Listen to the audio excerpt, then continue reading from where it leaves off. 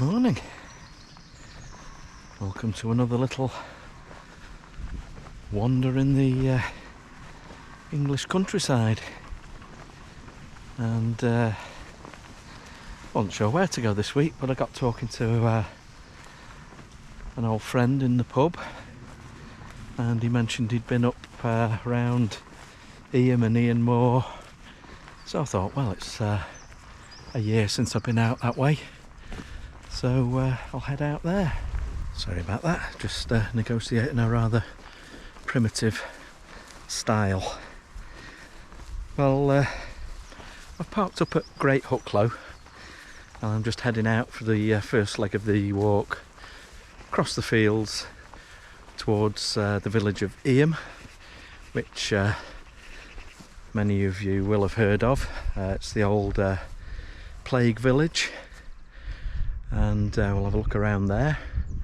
And then not really got a completely set route in mind, but I'm going to head up towards William Hill, cross Eyam Moor, then down to Bretton Clough, and then back along, maybe past the Barrel, and back down to where I've got the van parked at Great Hucklow.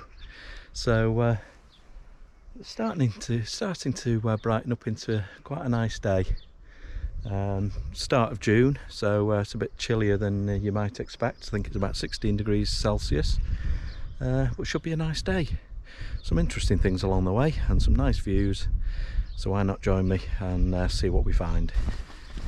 This first section into Eyam, as I mentioned, it's sort of a real gentle rolling Derbyshire white peak countryside. Just a few signs of the remains of lead mining, an industry that's dated back right to Roman times in this area, and gone right through, and they still mine fluorspar in the area, which has got a lot of purposes in the smelting industry, and I think they use it for other purposes as well, chemically. And then on the other side, not sure whether you'll see it very well on the GoPro, but the land rises sharply up towards the ridge at Bretton, and then the terrain on the other side of that is a bit more moorland and rough, where there's sort of like landslides and gritstone outcrops and all of that sort of thing. So yeah, a nice varied walk. And not sure whether we'll see any today, but there's a glider airstrip that takes advantage of the ridge there to fly off, so there's always or often gliders around to watch.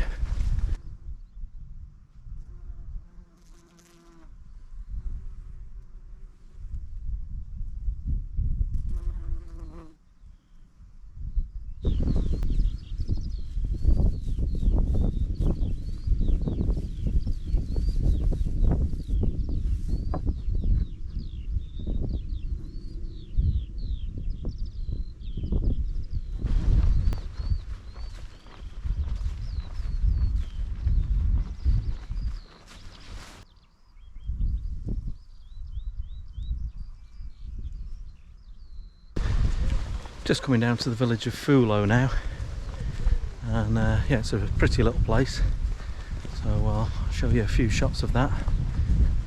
A nice pub and a little village green. I think there's a Saxon cross, if I remember rightly.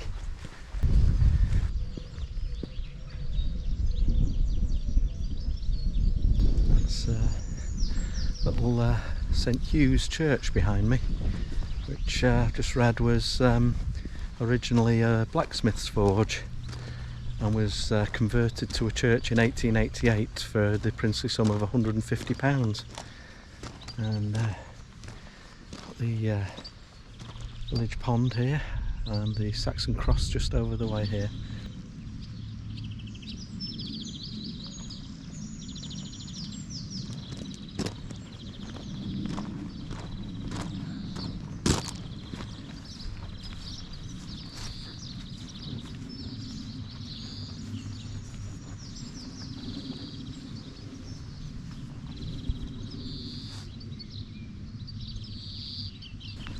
Says it was 14th century actually. Is that Saxon? I don't know. But moved to that location in 1868 from another area of the village.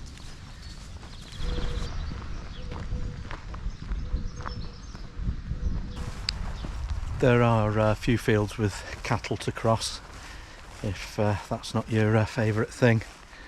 And as you can expect at this time of year, there's quite a number that have got calves with them. So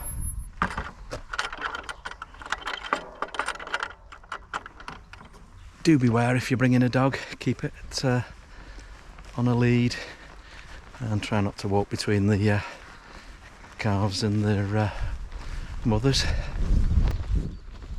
Hello, beautiful.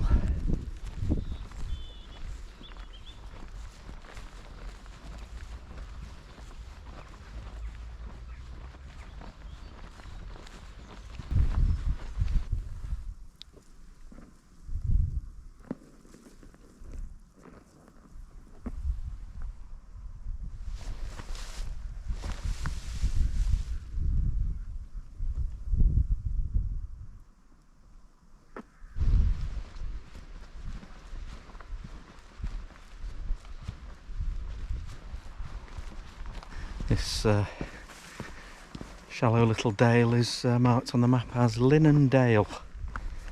And where that name comes from. Whether there was linen manufactured here at one point, or it could be a corruption of an older word. You never quite know. Pretty little place there.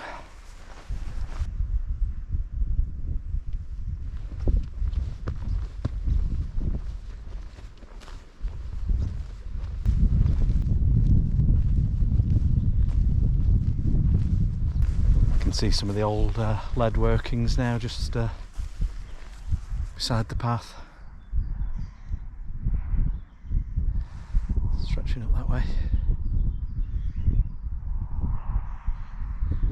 So a bit of a mooch about.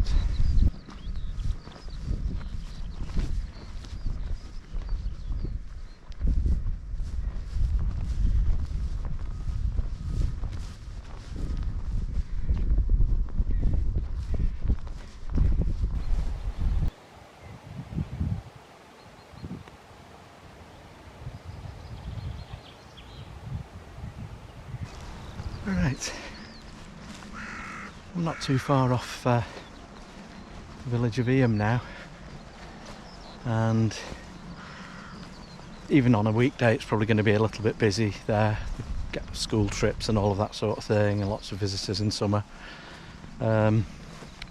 So I won't go into a big history lesson because most of you will have heard of the place before, but for those who haven't, I'll just sketch out a few of the details and then just show you some of the sights as we wander through the village.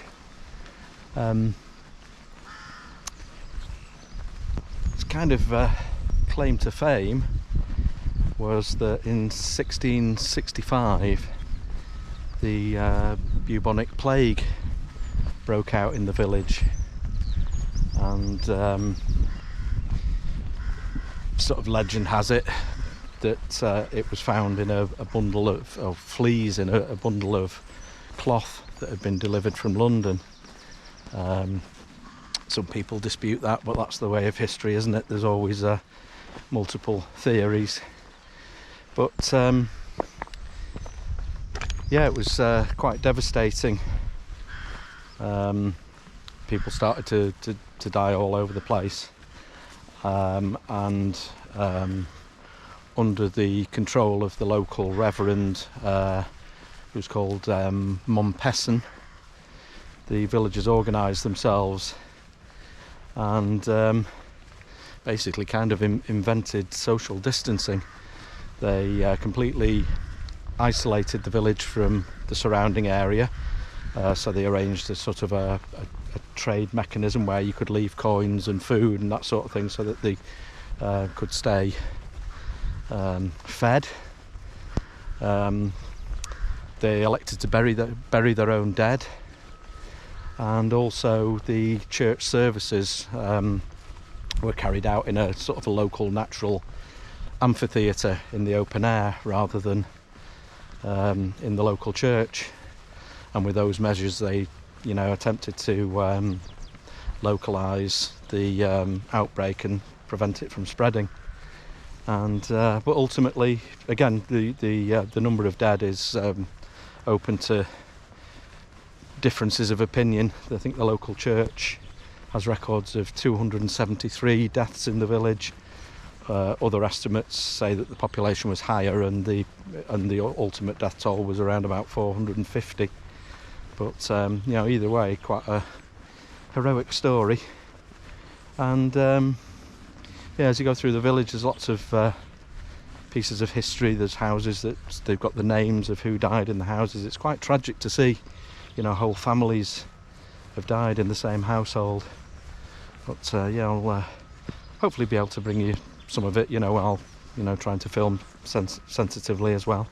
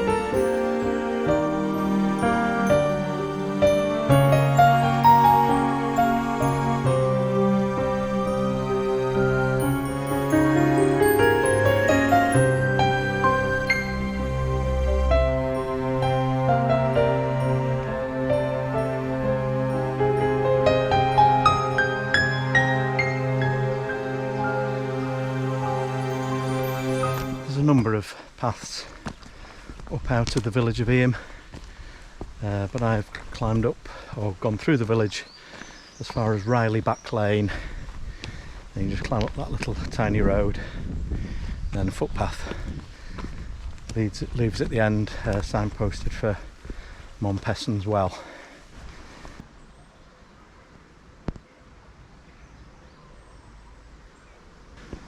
And during the time of the plague, the villagers would have had to climb up this steep path and leave coins at the well, which they believed cleansed the money.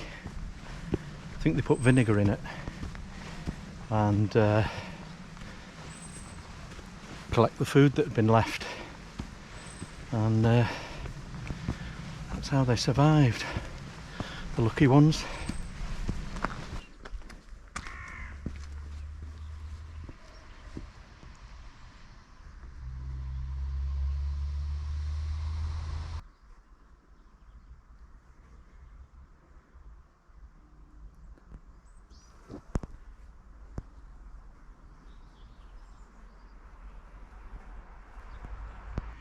So after quite a stiff climb up from the village, there you have it, Mompesson's Well.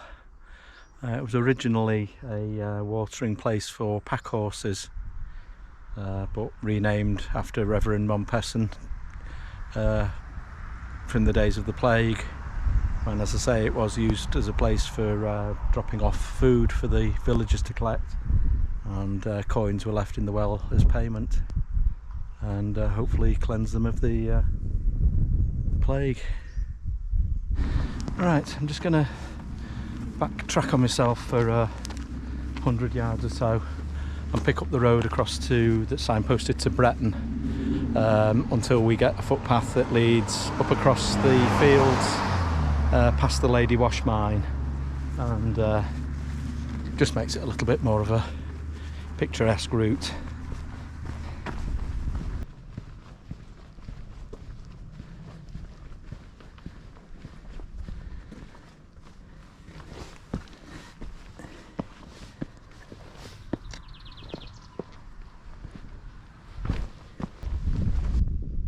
A little bit obscured by the trees, but you can see at least the top of the chimney of the old Lady Wash lead mine. Don't think it was all that long ago that it closed. I'll do a bit of googling and put some dates up on the screen for you. Good spot to have a breather as well. Fair old climb that up from Eyam. And next stop is Sir William Hill, where there's a trig point, so we'll make our way up there, and then we're out onto more onto the open moors when it gets to Eyam Moor. It's only a smallish moor, but nice change of scenery.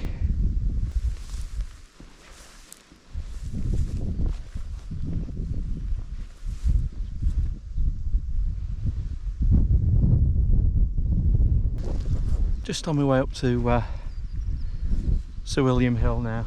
Trig's only here, and there's quite an extensive badger set. Looks like rabbits also frequent the area, but it's quite well dug out. And some of my history hunting friends, likes of Stephen and Yana, and also Chris JB, I think he does a bit of flinting and whatever.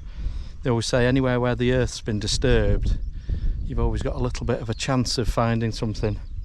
Not found anything amazing, but this piece of flint I've found, and it's clearly been worked. You can see the edges where it's been worked, so whether it's just a shard off something else that they've been making, or a little scraping tool or something like that, I'll see if I can show you a little bit better, and then some of you who are a bit more knowledgeable than me might be able to cast some judgment on it.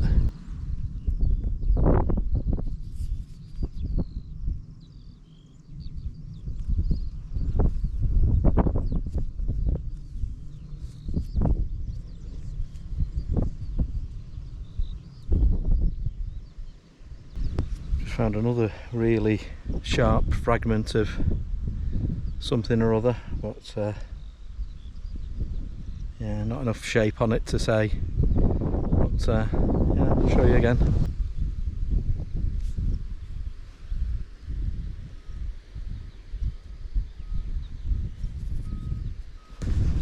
Both items are really sharp, but as to whether they are actually anything, anybody's guess. But answers on a postcard, please.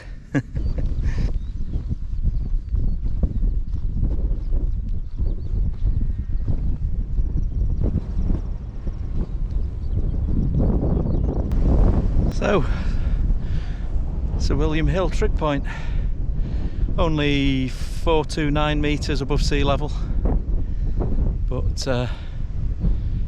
cracking panoramic views. It's down towards Hather Sage and across the edges over there, it's fabulous.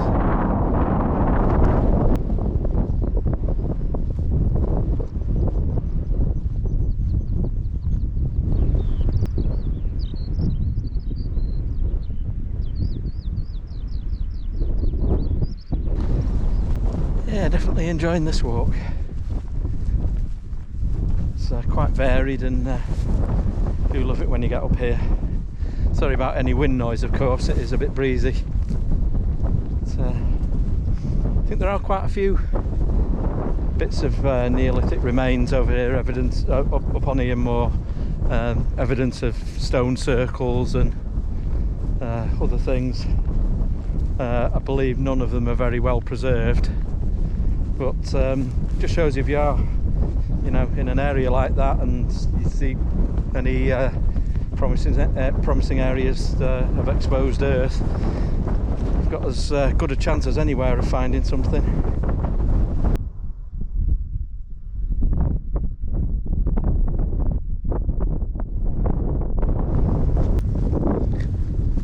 Just making my way down off the top of the moor now, with the village of Hathersage away over to the right. Getting time to find somewhere to stop and have some lunch, I think. This spot is recorded on the map as a ring cairn, and you can see the sort of rough shape of it. And there's a bit of a jumble of stones. There's a couple of slightly larger ones, but then there's one that's got some actual curious markings on it that obviously look worked. Don't know any more about it, whether I can find anything by googling or not, but let me just show you this other stone over here.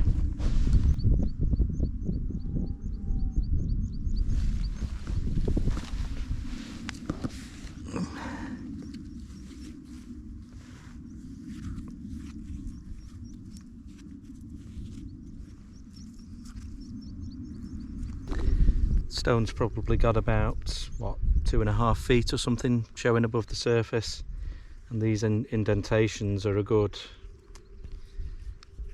2 inches or so. What's that, 5 centimetres or so deep, all around it. So definitely, you know, not just natural erosion, it's definitely been worked.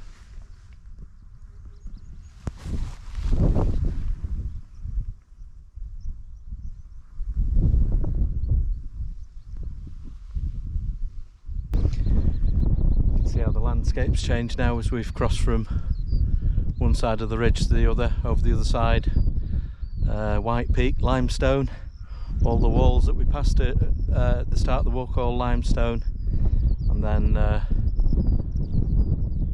once we're over the other side, we're onto sandstone, stroke gritstone, and then all of the valleys and everything. It's all a big landslide down here, caused by, I think, underlying shale, and that creates an impervious layer where the sandstone sort of can slide off the top of it when it gets completely waterlogged. So it's created quite a more dramatic landscape over this side.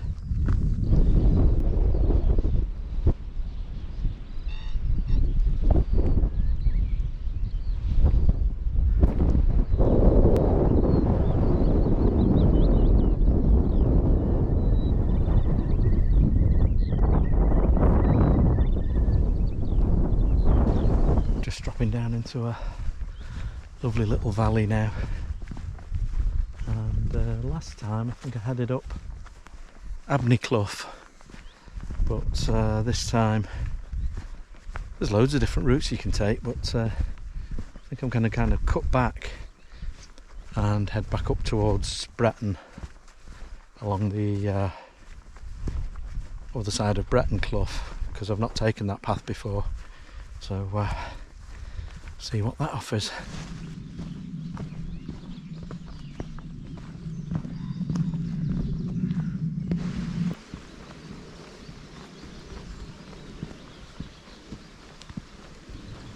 Some lovely old oak trees down here.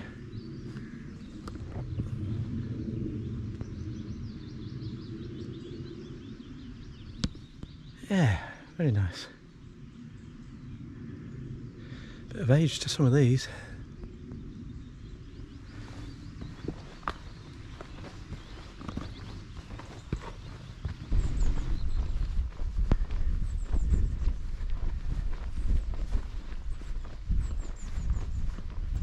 And nice old stone wall. Seems like a good enough spot to stop for lunch. Just good old ham today.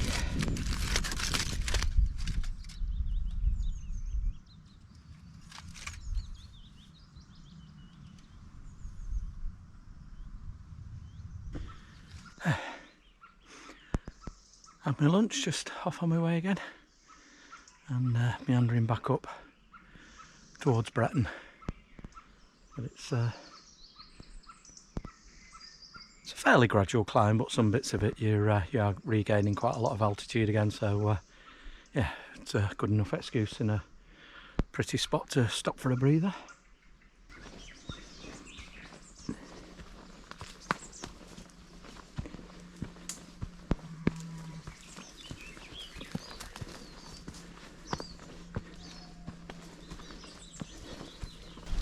Right, eventually that path pops us out on a little country lane and we turn right, and that brings us round to the Barrel Inn at Bretton.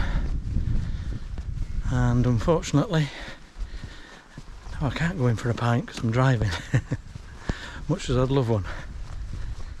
But we just turn right there, and that starts our last leg down the lane back to Great Hucklow.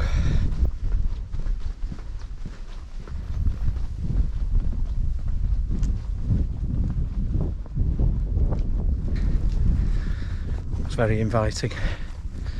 If I'm not mistaken, it's the highest pub in Derbyshire, but I'll double check that, and if I'm wrong I'll correct it.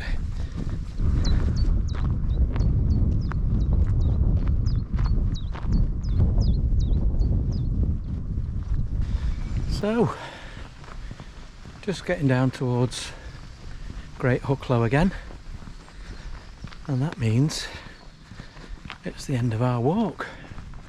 I've really enjoyed it.